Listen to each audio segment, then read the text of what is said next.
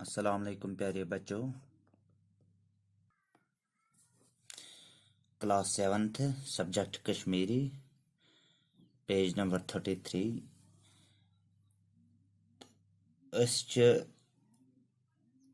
आज lesson number यथ नाव लद्दाख पे चिठ अमि एक्सरसाइज करान। आज सवाल नंबर 4 कर। सवाल नंबर 4 हमस गुफास मुतालिक कम कम अहम कथ राकेश अशोक चिठ मज लेखान। अमुक जवाब राकेश अशोक चिठ मज हम्पस गुफास मुतालिक नम कथ लेखान। यानी राकेश अशोक चिठ मज यम कथ लेखान कह कथ यथ मज लेचम। यह लद्दाखुक अख बोड़ मशहूर गुफा। यह हसा लद्दाखुक अख बोड़ मशहूर गुफा। दोयम कथ लेचम यह लेह पे 40 किलोमीटर दूर अकिस बाल दामानस तल इस्तेदाद। त्रेयम कथ अत मज लिखित अत दर्जन वाद झंड सुम्ब्रावन आमत। चूरम जून रेतस मज अत बोड़ बार मेला लगान। तो पम कथ गुफास मज कुरान शरीफुक अख प्रोन नुस्ख मौजूद। तो पत यम खाली जाय। त्रेयम आखिरस पे दिन आमत लफ्जों मन सारियों मुनासिब लफ्जों सत भरियो खाली जाय तो चिठ करियोन मुकम्मल। आदाब चन डैश डैश वज चन चिठ वज। यह परित गोस बह खुश जे बट डैश डैश गोमुत जे बट पास गोमुत तो नंबर ते सठा अनमत।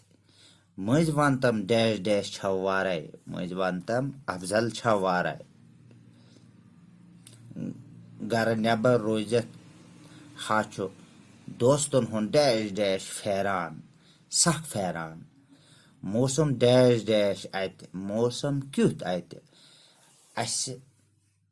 आज सख अत आज सख डैश डैश सख तर डैश डैश वुशनैर ये वुशनैर।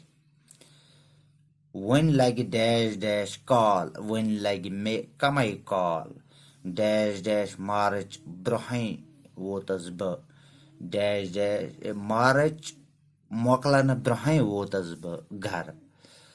स्कूल डैश डैश गसन स्कूल छना गसन डैश डैश ना छन खास कह यवान परन ना छन खास कह यवान। किताब बैग बंदे सर डैश डैश नाराज सर गस नाराज। च डैश डैश आसक परान च आसक परान। खर गर डैश डैश गर वन सारनै सलाम।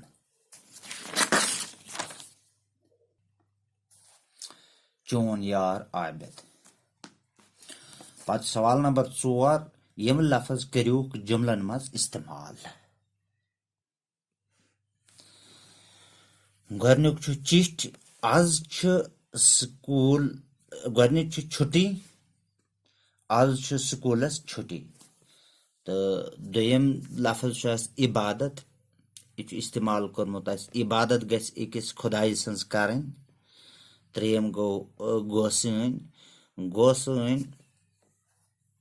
पोर थ्रिंच मंथर सो बनाय लकट शकील कोर हन। तो चूरम बाल कशीर अंद अंद बाल। तो ब्याख दर्जनवाद दर्जनवाद पुलिस वल सड़क रच। शेम खजान इल्म खजान सो युस बगरावन सत हुरान।